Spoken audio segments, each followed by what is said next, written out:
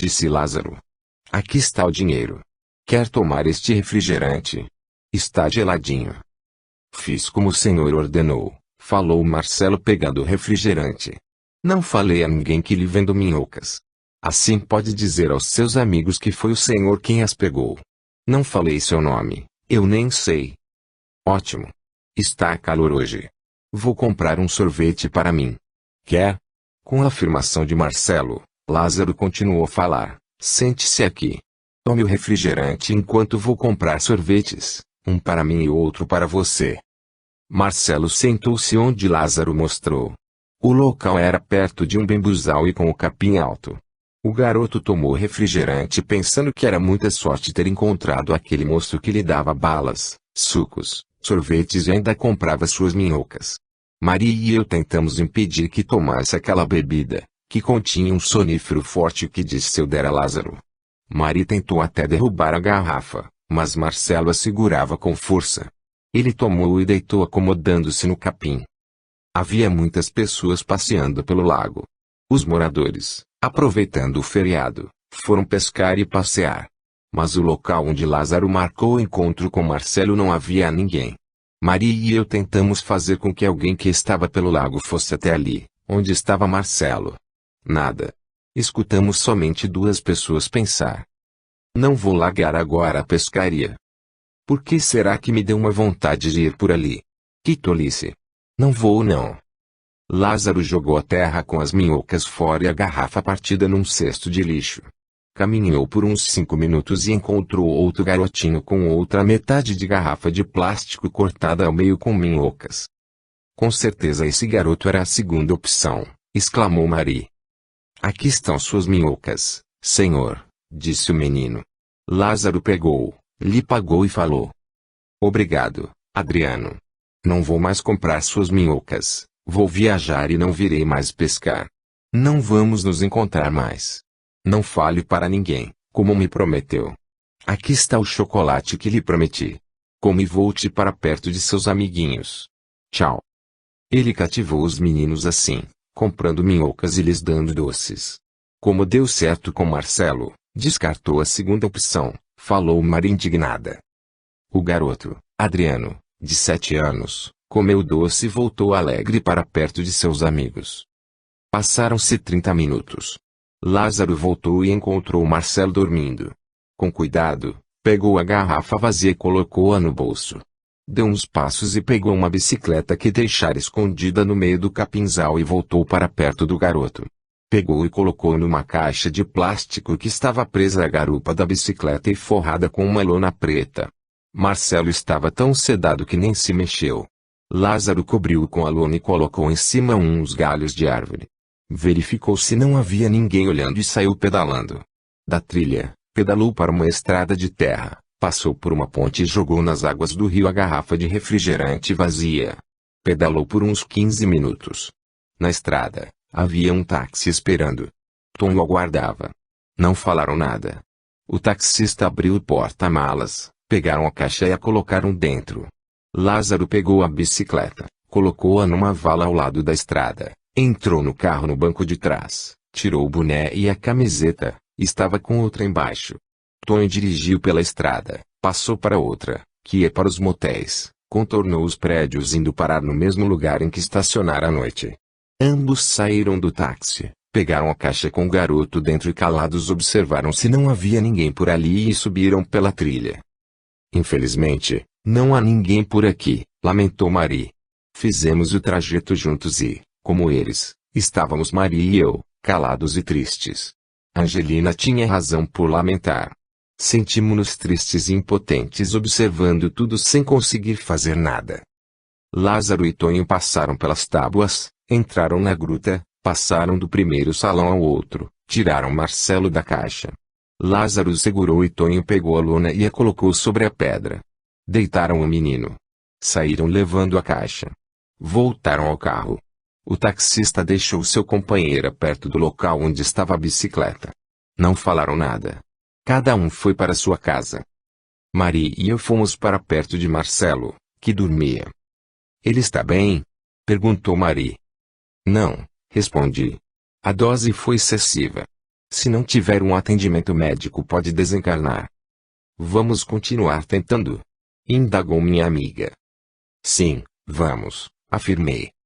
Fomos ver se conseguíamos alertar alguém pelo desaparecimento de Marcelo. Os amiguinhos ainda estavam no lago, mas a nenhum deles conseguimos induzir a preocupar-se com o garoto. Marcelo era uma criança solta, ia a lugares, sozinho e não dava satisfação a ninguém se ia embora ou ficava. Fomos até o local onde estava sua avó. Ela estava embriagada, ria e cantava com um grupo ao fim. Apelamos para a mãe de um amiguinho, que fora com ele ao lago. A senhora ficou preocupada, apreensiva, temeu que algo de ruim acontecesse a um dos seus 3 filhos. Quando os viu chegar em casa, suspirou aliviada e orou agradecendo a Deus por nada de mal ter acontecido com eles. Vamos embora, convidei minha companheira de tarefa. Nossa tentativa de alertar essa senhora não deu resultado. Ela preocupou-se com os filhos, não vai se lembrar de Marcelo. Embora ele venha sempre à sua casa, é somente um amiguinho de um dos seus filhos. E ninguém deu pela falta do garoto. Voltamos à gruta e encontramos Angelina na entrada. Após cumprimentos, disse: Antônio Carlos, Lilian, a esposa desencarnada do Sr. Nico, me pediu para marcar um encontro. Ela deseja falar com vocês. Lilian também está preocupada com esses assassinatos. Angelina, respondi, diga a Lilian que a encontraremos amanhã bem cedo em frente à casa do Sr. Nico. Você vai entrar na gruta? Não. Agora não temo mais ser presa, mas não tenho coragem de presenciar o que irá acontecer lá dentro. Angelina, você poderia nos fazer um favor? Fique aqui fora e permaneça atenta. Quando eles saírem com o corpo do garoto, veja onde eles o deixarão e conte-me depois. Farei isso sim. Obrigada por me deixar ajudar, agradeceu Angelina. Maria e eu entramos no primeiro salão, e minha amiga me perguntou: não teríamos como saber onde eles deixarão o corpo? Sim, teríamos. Bastaria pensar no garoto para saber onde estariam seus restos mortais. Quis dar uma tarefa a Angelina, assim ela se sentirá melhor sendo útil, respondi. Antônio Carlos, você acha mesmo que eles assassinarão a criança? Mari, é muito difícil impedir. Se os desencarnados estivessem atuando com obsessão nos encarnados, poderíamos tentar afastá-los ou impedi-los de se aproximar, mas não é o caso. Se afastássemos todos os umbralinos daqui, o crime seria cometido do mesmo modo. Poderíamos tentar incorporar num deles se alguém do grupo dos 5 fosse médium. Mas, mesmo assim, o encarnado poderia nos repelir, não aceitar nossas vibrações. Se isso ocorresse, pediria para não cometer esse ato cruel. E aí, poderia ser ouvido ou não. Fomos ver o garoto. Antônio Carlos, Marcelo, em sua existência passada, cometeu atos que culminaram como reação a um desencarne brutal. Acho que é por isso que não estamos conseguindo evitar esse desencarne. Esse é um dos motivos. O fato é que não podemos obrigar ninguém a não cometer erros. Uma moça desencarnada, de vibração amorosa, entrou na gruta, olhou Marcelo dormindo, passou as mãos sobre seu rosto e picou atrás da pedra onde Marcelo estava deitado. Depois olhou o salão e nos viu, cumprimentando-nos com um leve sorriso. Quem é ela? Perguntou Maria a mim. Sou Geni, respondeu a moça trabalhadora de um educandário. Vim para desligar o espírito de Marcelo do seu corpo físico. Então ele vai mesmo desencarnar? Questionou Maria, que ainda alimentava a esperança de impedir esse assassinato. Sim, respondeu Geni. Que vamos fazer, Antônio Carlos? Indagou-me Maria. Orar, Maria, respondi. Vamos nos concentrar na prece. Eles sentirão. Os umbralinos saberão que aqui estão outros seres que oram. Os encarnados sentirão alguma influência. Maria, preces, orações, sem dúvida, fazem bem àqueles que os fazem, beneficiam também aqueles que vibram na mesma sintonia. Os desencarnados poderão se sentir inquietos, nossas preces poderão incomodá-los. Os encarnados certamente nada sentirão, estão em outra sintonia. Para sentirem, seria necessário, como recomendei a Angelina, orar sempre para eles ou a um deles. Nossas preces irão então para Marcelo. Ele, com certeza, se beneficiará, não é? Maria quis confirmar. Sim. Vamos orar e assim ajudaremos Jani a desligá-lo. Mata-se o corpo, mas não poderão fazer nada ao espírito, confortou-se Marie. Se Marcelo, expliquei, tivesse cometido erros nesta encarnação, seu espírito poderia ser aprisionado por esses umbralinos. Mesmo que ele tenha errado em outras existências, nesta, como infante, merece ser socorrido. E, como criança, terá um trabalhador do bem que o desligará e o levará ao plano espiritual, normalmente um educandário. Oramos e aguardamos. Não demorou muito, o cesto chegou, acendeu 2 velas, desligou sua lanterna e olhou para o menino. Os imbecis deram a ele um sonífero muito forte. Com certeza, se não o matar logo, morrerá de overdose, exclamou o cesto com voz baixa. Balançou os ombros, demonstrando não se importar com a vida daquela criança e foi sentar no seu trono de pedra. Logo chegou Naldo, ajoelhou-se diante do chefe e perguntou admirado. O senhor veio primeiro. Não esperou a invocação? Pela importância do ato, consegui chegar primeiro, respondeu o cesto com a voz estranha. Lázaro e Lemão chegaram e cumprimentaram o chefe ajoelhando-se à sua frente, estranhando o fato de o chefe já estar ali. Naldo explicou o que ouviu do chefe e o cesto determinou: acendam as velas, depois tirem a pedra, vamos adiantar a cerimônia. Lázaro acendeu as velas, depois ele e Lemão pegaram uma pedra que deveria pesar uns 100 quilos. A pedra tampava um buraco e Naldo foi tirando de dentro alguns objetos. Primeiro um saco com roupas pretas, uma espécie de avental. Depois uma garrafa de vinho, 6 cálices de cobre, uma vasilha funda e um afiadíssimo punhal. Tonho chegou e fui ajudá-los. Eles colocaram a roupa preta em cima de suas roupas. Aquela vestimenta vinha até abaixo dos joelhos, de mangas compridas e gola alta. Com certeza, a vestimenta impedia de sujarem suas roupas com sangue. Quando Dirceu chegou e os viu vestidos, exclamou: cheguei atrasado? Não, respondeu o cesto traço, você é pontual, nós aqui estamos adiantados. Cada um dos 5 fazia uma tarefa, e o cesto observava calado. Acomodaram Marcelo em cima da lona, acenderam outras velas, abriram a garrafa de vinho e dividiram seu conteúdo entre os 6 cálices. Pegaram o punhal e a vasilha e colocaram ao lado de Marcelo. Começaram a dizer as maldições. Os umbralinos presentes os acompanharam se divertindo. Um deles afastou-se e saiu do salão. Senti que lhe abominava aquele ato. Basta, ordenou o cesto. Quero que peguem os seus envelopes e vamos ao ato. Ficaram quietos, aproximaram-se do cesto, que entregou um envelope a cada um deles contendo o dinheiro prometido pela ação praticada. Depois pegaram o punhal afiadíssimo de cabo longo e num só golpe o enfiaram no peito de Marcelo, atingindo o coração. Somente Tonho tremeu por instantes, os outros estavam firmes e frios. O sangue colhido na vasilha foi dividido nos cálices e eles tomaram. O cesto fingiu tomar, levantou-se, foi até o buraco e jogou nele o conteúdo de seu cálice. Terminamos, exclamou o cesto. Tonho tirou de sua mochila uma garrafa d'água, lavou os cálices e a vasilha jogando a água com restos dos vasilhames no buraco. Tiraram os aventais pretos, que foram guardados em sacos plásticos e colocados novamente no buraco. Lemão e Dirceu enrolaram o garoto morto na lona. Marcelo não sentiu nada, envolto com as energias de nossas orações, ficou tranquilo dormindo. Jani foi rápida, desligou seu espírito da matéria.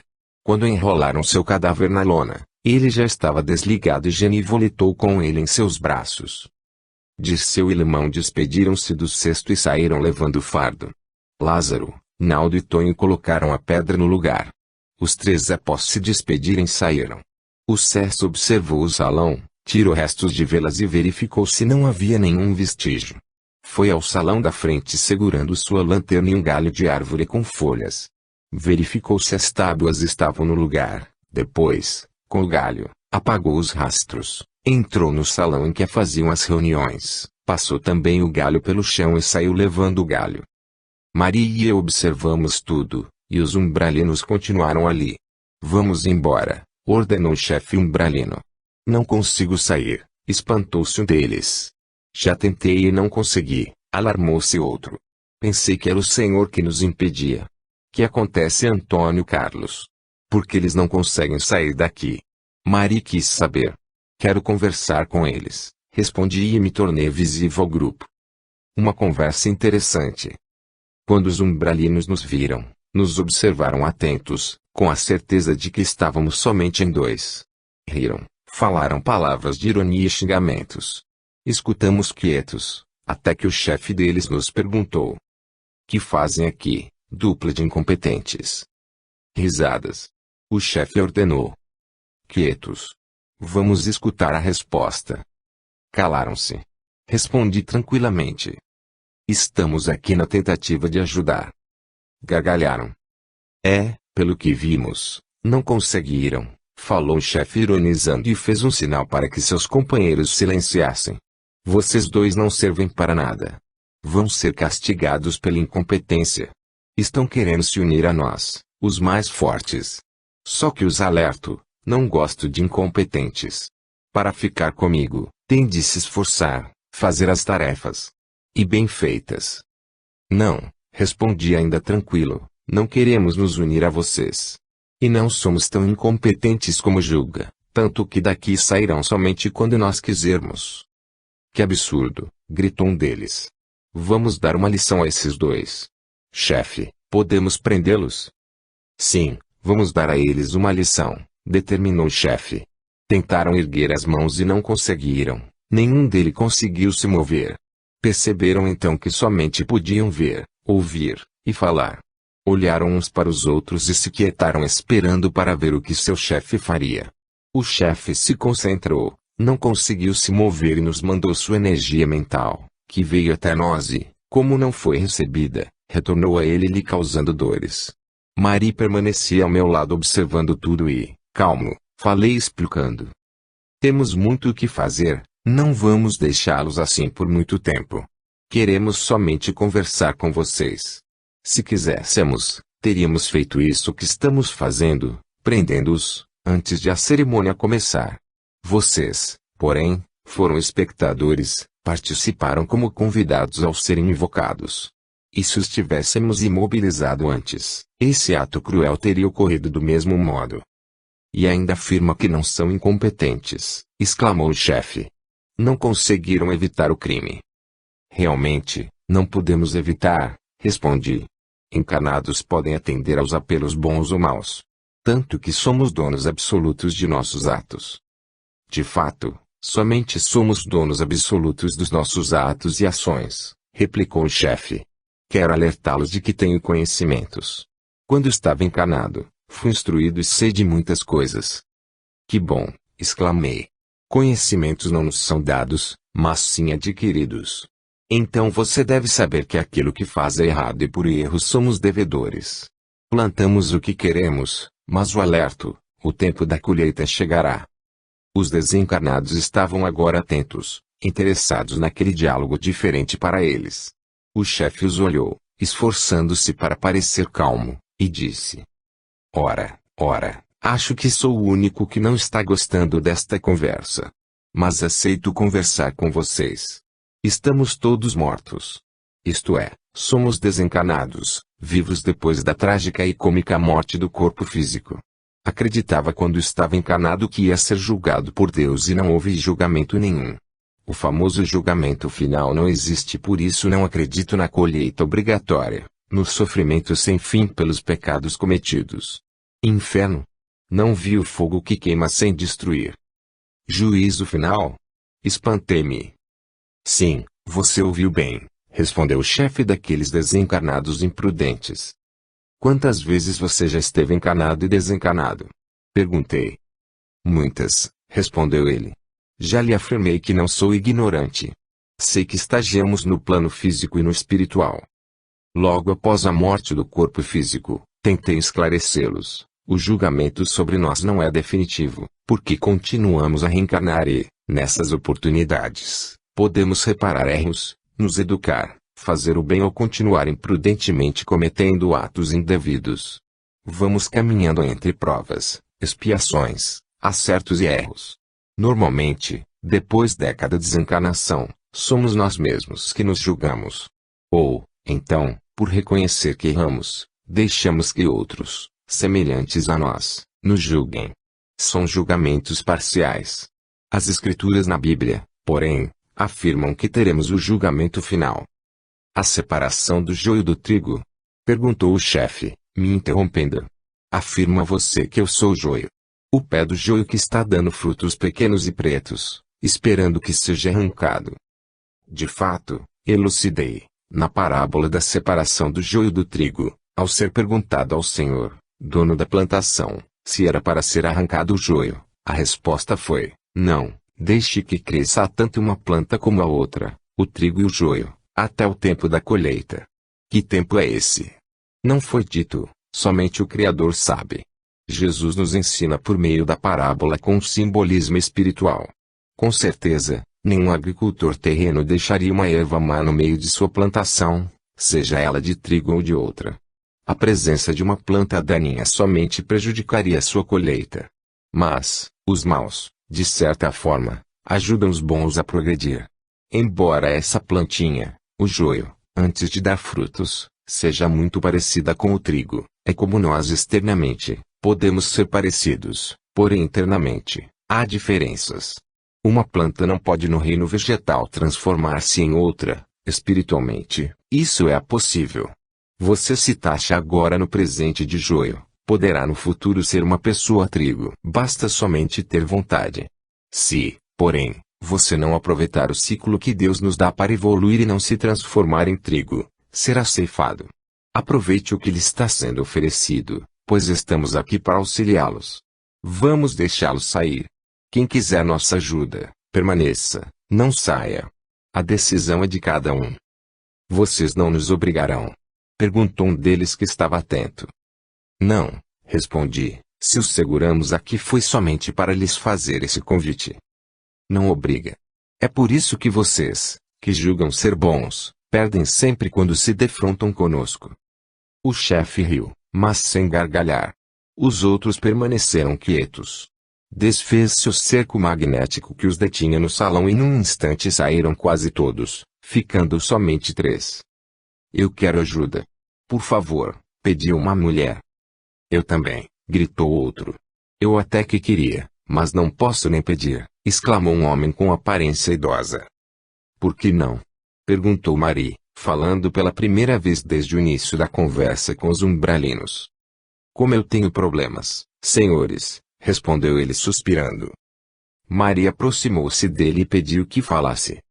Diga-nos o que o aflige, talvez possamos ajudá-lo. Posso falar mesmo? Nunca ninguém quis me ouvir, disse ele. Você quis escutar alguém? Perguntou Marie.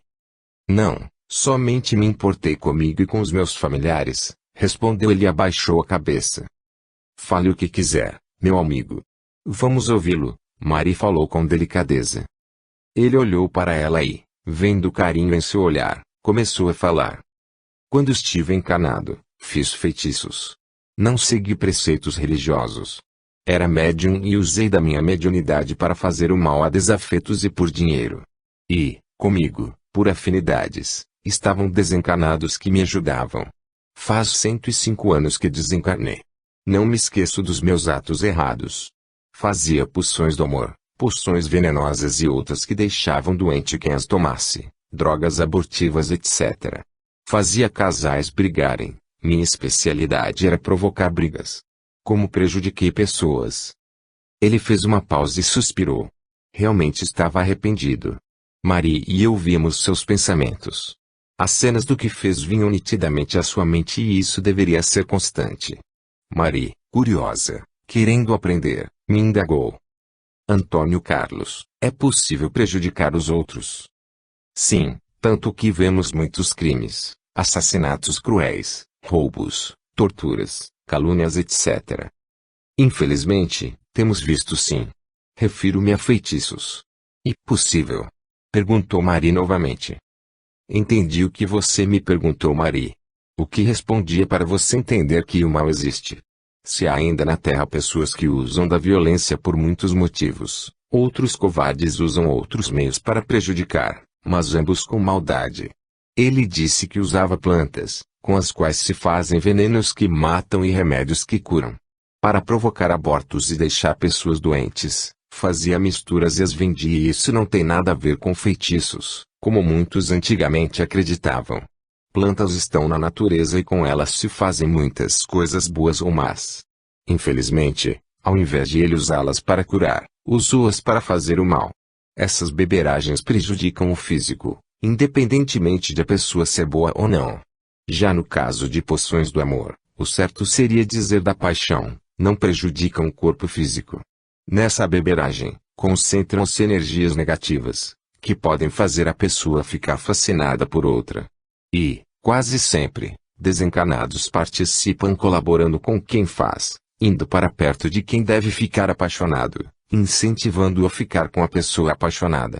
Nesse caso, é feitiço. Amor é algo espontâneo, ninguém consegue forçar ou impor esse sentimento. Mas paixão é possível, porém paixões são passageiras. Observe, Marie, que é preciso haver afinidade para essas poções de paixão darem certo. Uma pessoa que vibra bem, que ama verdadeiramente, é incapaz de sentir paixão, e essas beberagens não lhe fariam efeito. Além disso, desencanados mal intencionados não conseguiriam ficar perto delas e, se aproximassem, não teriam êxito. Escutamos quem queremos e pessoas boas não atendem às sugestões ruins. Fiz uma pausa e, como Maria e os três estavam atentos, continuei. Com certeza, esses feitiços eram encomendados, principalmente as poções, e quem fez e quem pediu pagou, pois são culpados. Se alguém tomou uma droga dessa sem saber, embora tenha sofrido as consequências, não tem culpa. Fazer trabalho do mal levando pessoas a brigarem, como ele e outros dizem, é fácil. Basta às vezes dar um empurrão, mandar alguns desencanados que gostam de confusão para perto deles e as brigas acontecem. A tolerância precisa ser cultivada. Desencanados são mandados por quem faz esses feitiços, trabalhos, às casas das pessoas e, se eles as acham sem proteção de oração, da caridade, entram e instruem seus moradores para as desavenças. No entanto, se as pessoas alvos são piedosas, benevolentes, fazem leituras edificantes, dedicam-se ao estudo do Evangelho, esses imprudentes desencanados não conseguem entrar. E espíritos bondosos vêm em seus auxílios e os aconselharão a procurarem auxílio. Então, esses trabalhos de maldade existem, concluiu Marie. Mas obter êxito ou não depende de muitas coisas. Se o encanado vibrar bem, não pega. É isso mesmo, afirmei. E ainda o encanado pode pedir ajuda, porque se há quem faça o mal, existe quem faça o bem. O importante é sair da faixa vibratória negativa agindo positivamente, fazendo bem. Como Marie não perguntou mais nada e eu parei de falar, o ex-feiticeiro falou. É isso mesmo. Quando me pediam para fazer mal a alguém, eu sempre analisava se conseguiria realizar, porque sabia que, se o alvo, a pessoa não merecesse, não receberia ação, que voltaria para mim. As poções, as misturas de ervas eram feitas, e o mandante determinava os seus alvos. Nas brigas, atacávamos com o desaforo, isto é, ele ou ela lhe fez isso, não merece. Disse-lhe essas ofensas, você tem de reagir. E vítima. Fazer alguém sentir-se vítima e ela concordar faz dar certo qualquer trabalho de feitiçaria. Vítima? Perguntou Maria estranhando e olhou para mim esperando que elucidasse o que o ex-feiticeiro afirmara. Ele disse, fazer-se de vítima. Há seres que sempre culpam os outros por tudo o que lhes acontece de errado. Numa discussão, somente se lembra e se queixa daquilo que escutou e não daquilo que disse. Martiriza-se com as ofensas recebidas esquecendo-se das que fez. Sofrem sempre mais que os outros, suas dores são maiores, são incompreendidos e não se esforçam para compreender. For agirem assim, geram energias negativas que atraem outras. Quietamos por alguns instantes e Maria pediu ao espírito umbralino. Continue a contar sua história. Ele, triste, tornou a falar. Minha imprudência maior foi ensinar ao meu filho o que eu fazia. Ninguém age com maldades impunemente. Sofri muito para desencarnar, estive doente por 2 anos, meu corpo ficou com muitas feridas, apodreci no físico. E continuei sentindo as feridas depois de desencarnado. Por muito tempo vaguei no umbral. Pensei que ia enlouquecer de tantas dores. Depois de 10 anos, um chefe de uma cidade umbralina me ajudou, fazendo as feridas do meu corpo perispiritual sumirem e tornei-me escravo dele. Muitos dos trabalhos de feitiçaria que fazia quando encanado eram em conjunto com alguns desencanados, e eles não quiseram ajudar-me quando eu sofria pelo umbral. Disseram que não sabiam curar minhas feridas e achavam que eu merecia sofrer por ter mandado neles. Eu não achava que mandava neles, mas sim que trocávamos favores, dando-lhes o que me pediam. Concluí que eles não sabiam como me livrar daquelas feridas. Entre os umbralinos, é difícil alguém ser solidário. No umbral, reina o egoísmo, é cada um por seu mediante troca de favores. Entendo agora que eu merecia todo aquele sofrimento, mas era revoltado e achei que padeceria eternamente. Mas, de escravo, passei a ser ajudante desse chefe que conheceram. O ex-feiticeiro suspirou, enxugou os olhos e continuou a falar. Meu filho ficou no meu lugar após meu desencarne, e sua mudança de plano, do físico para o espiritual, também foi terrível. Ele foi sequestrado por um grupo de feiticeiros rivais que o torturaram por 4 dias e depois o mataram. O espírito de meu filho foi preso numa furna no umbral. Pedi ao meu chefe para ajudá-lo. Tive de lhe fazer alguns favores e ele foi comigo libertar meu filho e o levamos para a cidade umbralina em que moramos. Ficamos servindo ao chefe, acumulando mais erros. Meu filho, porém, se cansou, quis parar de cometer atrocidades. Pediu ao chefe para liberá-lo e em resposta foi colocado numa prisão. Ele está na penitenciária da cidade e lá é horrível. Não posso fazer nada por ele, senão irei preso também. Se eu for com vocês, ele será castigado ainda mais. Se o chefe souber que este senhor não está na cidade umbralina, concluirá que nos pediu socorro e aí o resgate do filho ficará mais difícil, concluiu minha companheira. Você tem razão, Marie. Concordei.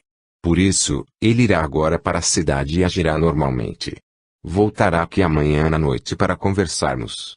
Até amanhã saberemos se será possível resgatar o filho dele ou não. Serei muito grato se os senhores conseguirem me fazer esse favor. Como erros nos pesam. Como me arrependo de ter feito maldades.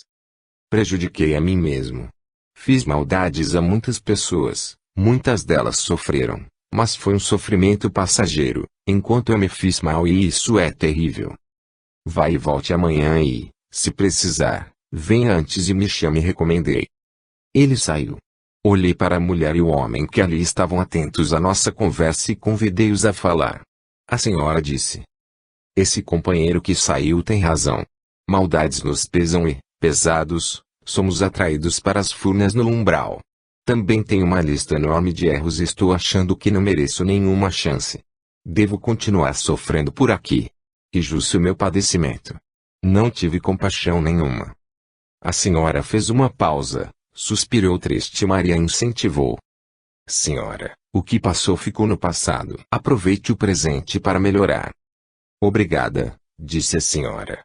Sinto vergonha do que fiz. Fui uma escravocrata, tive muitos escravos e dispus da vida deles com crueldade. Quando desencarnei, eles se vingaram e isso me deixou muito revoltada. Por anos fui torturada. Aos poucos, esse grupo que não me perdoou foi sumindo e vim parar nesta cidade umbralina. De senhora orgulhosa e mandona que fui, passei a ser tratada como tratei. Pena que não se morri mesmo. Cansei há muito tempo de viver longe de Deus. De sofrer e não sabia ou não sei como mudar. Achava que meus sofrimentos não teriam fim. Estou no inferno. Via, porém, que muitos umbralinos sumiam, eram chamados de desertores, covardes que se debandavam para o lado dos servidores do bem. Tive conhecimento também que se pode reencarnar. Comecei a ter esperança, mas tenho muito medo do chefe, conheço as prisões da cidade em que moramos.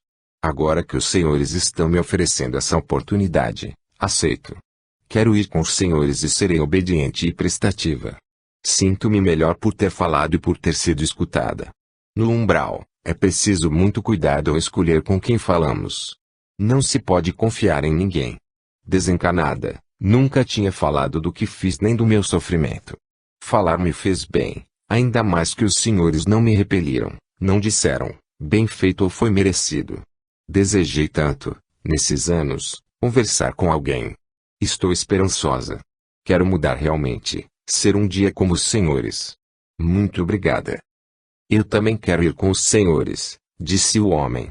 Tenho vergonha de falar do que fiz encanado e o que continuo a fazer desencanado. Você não precisa nos dizer nada, falei. Embora envergonhado, sinto necessidade de falar. É uma confissão em que afirmo, errei, mas quero parar de errar. No corpo físico, mantinha um grupo de jovens prostitutas, ou seja, elas se prostituíam e me davam dinheiro. Eu as obrigava. Sofri muito e tenho sofrido. Nada externo me faz ter sossego. Desejo pedir perdão a elas, a todos que prejudiquei e mudar a forma de viver. Também sou covarde, tive medo de abandonar o chefe e ser castigado. Esperem-me aqui. Maria e eu vamos sair por um instante e volto para buscá-los. Não tenham medo, não vou me afastar e nenhum desencanado entrará aqui sem que eu saiba. Vou levá-los para um local onde receberão ajuda. Fiz um sinal para Marie, saímos da gruta e encontramos Angelina nos esperando.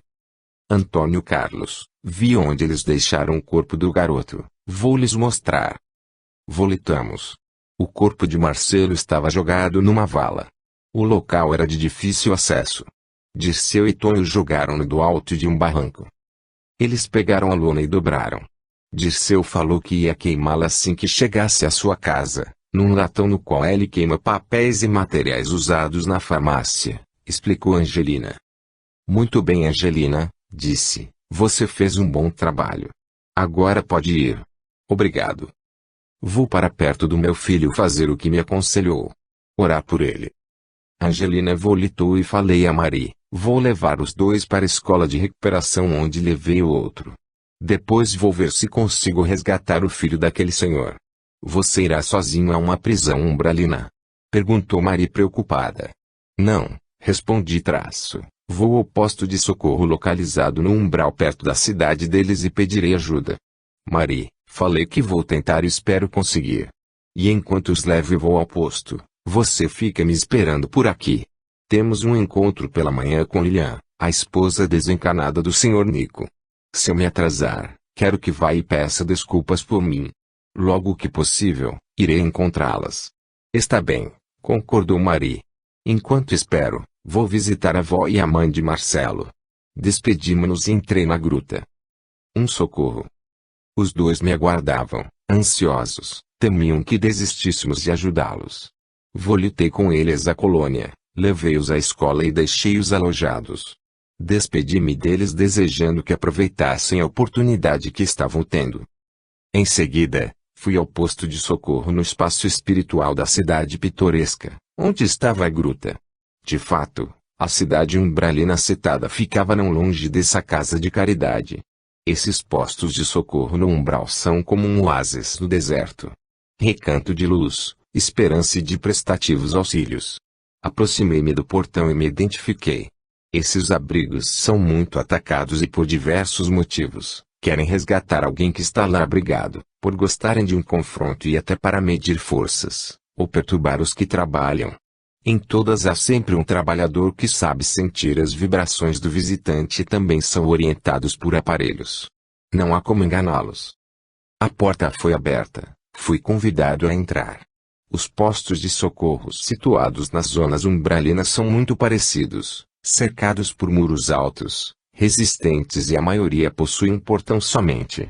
A construção é localizada no meio dessa área murada e à sua volta vemos muitas plantas e canteiros floridos. Em quase todos existe uma torre de observação. Tudo é muito simples e prático. As enfermarias são grandes e com muitos leitos, temos também bibliotecas, salas de palestras e músicas e os alojamentos de seus trabalhadores.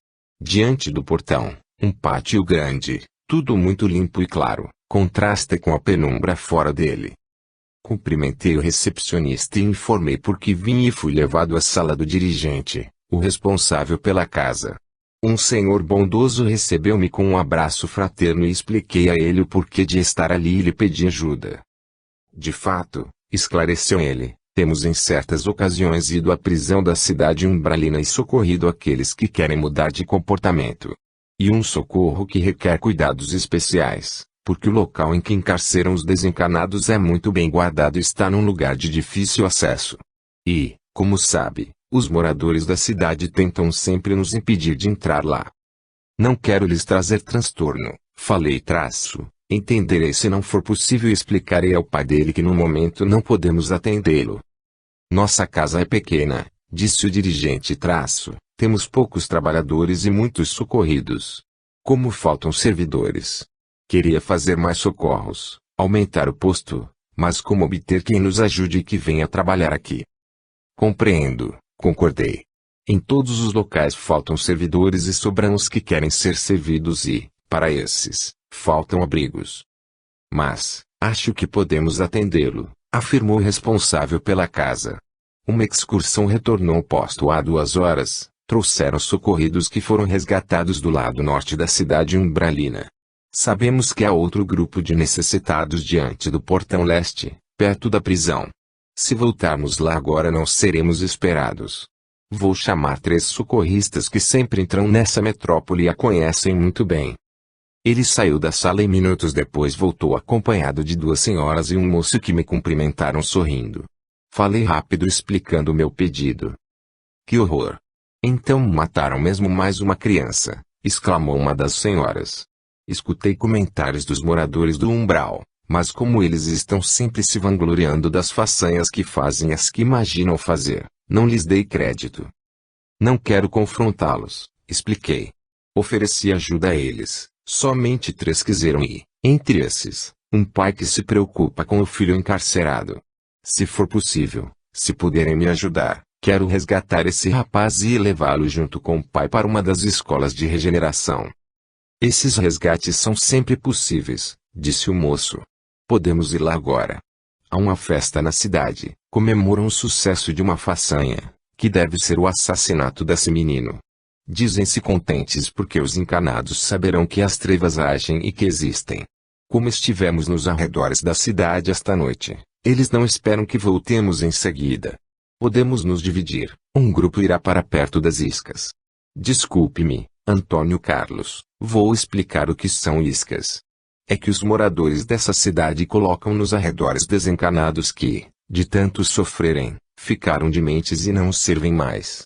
Eles os chamam de imprestáveis e de iscas, porque sabem que iremos resgatá-los e, quando vamos, nos atacam.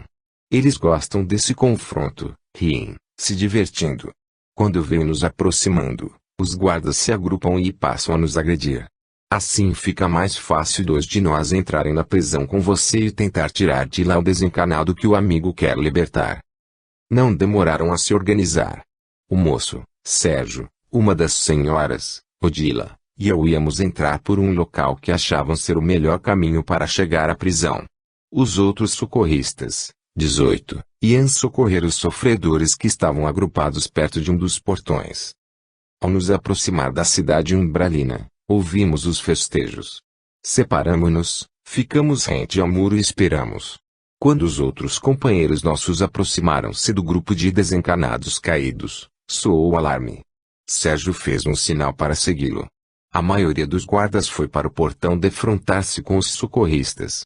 Entramos na cidade por um buraco no muro. Eles não nos veriam, mas poderiam nos sentir porque estávamos no seu habitat e éramos nós os invasores. Rápidos, mas com muita cautela, dirigimos-nos para a prisão. Podia imaginar o que ocorria na frente do portão. Já participara de muitos socorros em que se recolhem desencanados em péssimo estado. Recolhe-se mesmo, porque normalmente esses espíritos não conseguem se locomover, falar ou raciocinar e, quando conseguem se expressar, rogam por ajuda. Normalmente, nessas excursões socorrem-se todos. A maioria quer alívio, não sofrer mais.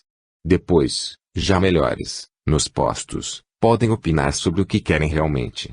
E, infelizmente, há os que querem se vingar, voltar ao modo de viver de que gostavam, para farras e libertinagem, ou retornam à ociosidade. Mas a maioria depois dessa lição de sofrimento, quer melhorar. O socorro se passa quase sempre assim, os socorristas chegam e agrupam os que serão socorridos e aí começa o ataque. São estendidas redes de proteção, uns socorristas cuidam da defesa, Outros colocam os necessitados em macas e saem. Dificilmente revidam os ataques. Os umbralinos se divertem, gargalham e xingam.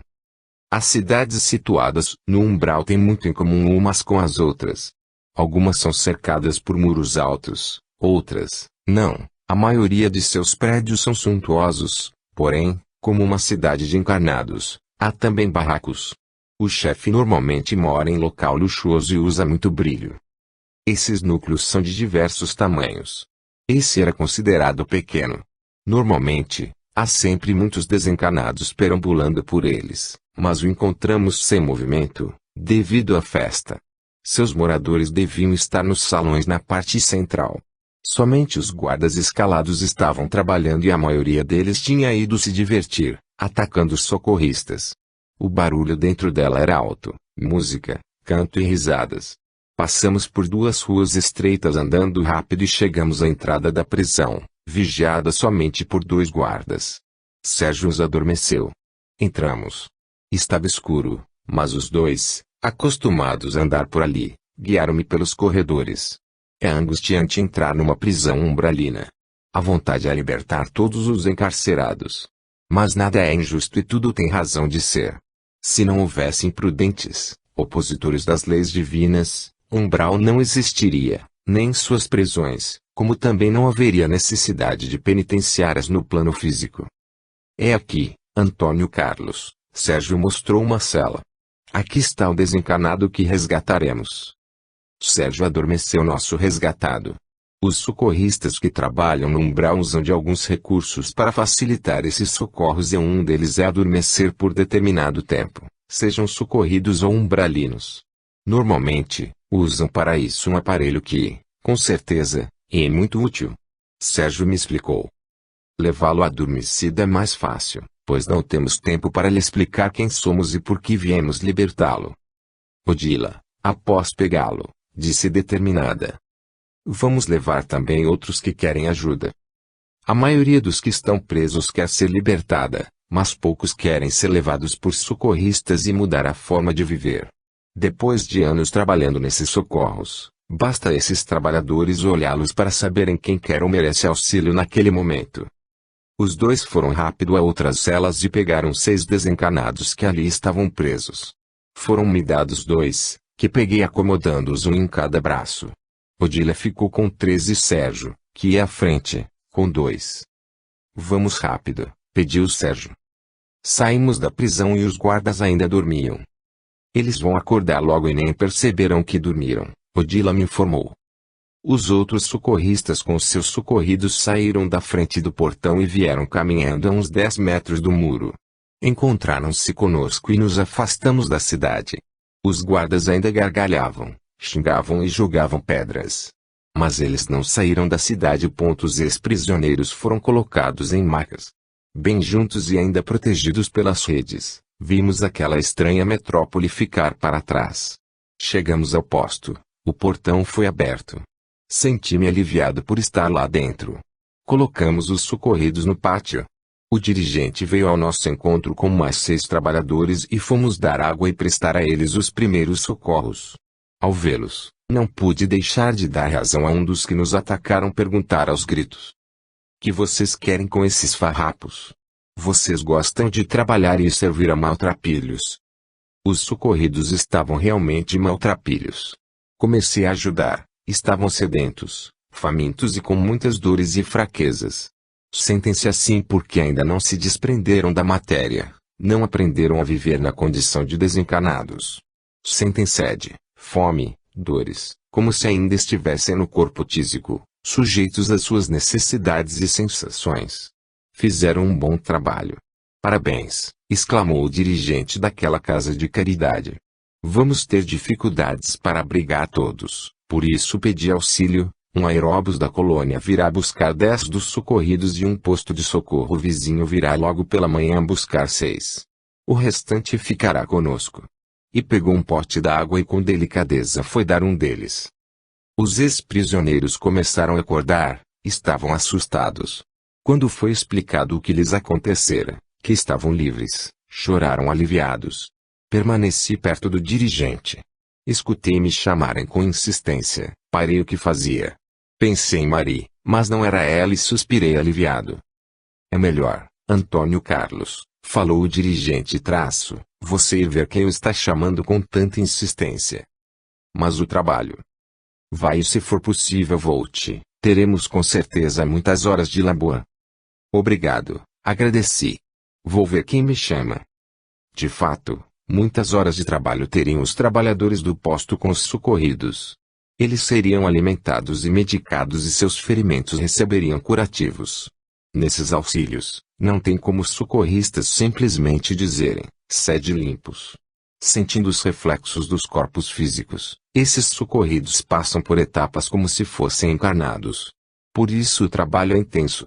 Muitos, logo depois de um socorro, entendem que necessitam aprender a viver como desencarnados e conseguem melhorar, outros demoram mais. Voltei e fui para a gruta.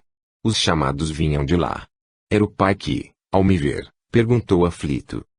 Amigo, sei que meu filho saiu da prisão. Está com o senhor? Conseguiu resgatá-lo? Perguntou, pegando meu braço, apertando-o. Calma, pedi. Sim, fomos à prisão e seu filho está livre. Mas, ele, o chefe já sabe? Não. E que eu coloquei um dispositivo no meu filho. Eu estava na festa, quando notei que ele se ausentou e perdi o contato. Fiquei apavorado. Vim aqui e chamei-o. O primeiro procedimento dos trabalhadores com os socorridos é lhes tirar quaisquer dispositivos ou aparelhos e esses são destruídos em seguida. Seu filho está no posto de socorro, informei ao pai aflito. Na casa dos samaritanos? Perguntou. Sim. Ainda bem. Lá eles não poderão pegá-lo. Posso vê-lo? Vou levá-lo até lá. Pensei no dirigente e conversamos telepaticamente. Enviei meus pensamentos e recebi os dele. Pedi que me recebesse novamente e que ia levar um desencarnado morador da cidade umbralina. Com permissão, voltamos até o portão do posto de socorro que foi aberto. Entramos. Meu filho, gritou meu acompanhante correndo para o ex-prisioneiro. Meu pai. Abraçaram-se e choraram emocionados. Voltei para minha tarefa. Estava alimentando uma senhora, que me olhava sem conseguir entender, mas estava se sentindo melhor com as colheradas de caldo quente que recebia na boca. O ex-feiticeiro aproximou-se de mim. Que faço para lhe agradecer? Um obrigado está bom, respondi. Obrigado, amigo, que Deus o recompense. Meu filho e eu vamos ficar aqui. Não, vou logo mais levá-los a uma escola em uma colônia, uma cidade espiritual localizada longe do umbral. Vocês têm muito o que aprender. Com minha afirmativa, ele amparou a senhora e falou. Não entendo por que disse os trabalhadores, os samaritanos, agirem assim. O senhor, que receberá desses ajudados. Muitos nem lhe dirão obrigado. Eu agora sou grato, mas poderei mudar de opinião e um dia até lhe fazer um mal. Acho que fazer um benefício a alguém bonito, limpo, que possa lhe retribuir e até agradecer com elogios ou publicar o ato generoso, é fácil, mas fazer bem a esses. Principalmente porque estamos nesse estado porque merecemos. Estamos na condição de necessitados por termos feito ações maldosas. Será que deixaremos de ser maus? Alguém de nós será agradecido? Aproveitaremos o que estamos recebendo? O ex-feiticeiro queria realmente entender, então tentei elucidá-lo. Tudo que fazemos em prol de alguém tem seu valor. Mas quando se faz para receber algo em troca, mesmo que seja em agradecimento, pode ser um servir com egoísmo. Realmente, nesse grupo de abrigados, muitos não aproveitarão o bem que recebem. Mas, com toda certeza, alguém aproveitará, quem faz. Se os que recebem serão gratos ou não, não nos interessa. O mais importante para quem faz o bem é tornar-se bom. Esses socorridos estão recebendo o bem que lhes fazemos, e os membros dessa equipe se tornam bons pelo bem que fazem. Antes de fazer o bem ao outro, meu amigo, é importante que façamos a nós mesmos. Todos que querem servir, ser servo fiel, útil ao Cristo, tentam seguir os ensinamentos de Jesus escritos por Mateus. O Senhor separará os bons dos maus indagando somente se fizeram o bem ou não. Nessa lição maravilhosa, Jesus afirma, estava com sede e me deste que beber, Estava nu e me vestistes, doente e me visitastes, etc. Perguntarão os que irão ser separados, quando te vimos nu, com sede, etc. Jesus ensina: tudo o que fizestes ao menor de meus irmãos, a mim é que o fizestes. Não podemos sentir Deus em nós se não sentirmos e compreendermos Deus no próximo. Quando encontramos Cristo nos outros, encontramos em nós. Procure entender: o maior beneficiado não é você nem esses abrigados, é aquele que dá. O amor cresce com a prática da caridade. Por isso, esses samaritanos são felizes, porque é sempre melhor dar do que receber.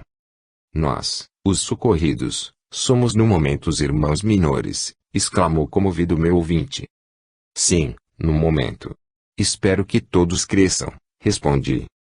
Vou aproveitar esta oportunidade e esforçar-me para aprender e colocar em prática o aprendizado. Quero ser no futuro um samaritano. Fazer o bem sem olhar a quem, sem esperar nada em troca. Sorri incentivando-o. O aeróbus da colônia chegou e partiu em seguida levando alguns socorridos. O dia clareou e os trabalhadores do posto vizinho também vieram para levar outros.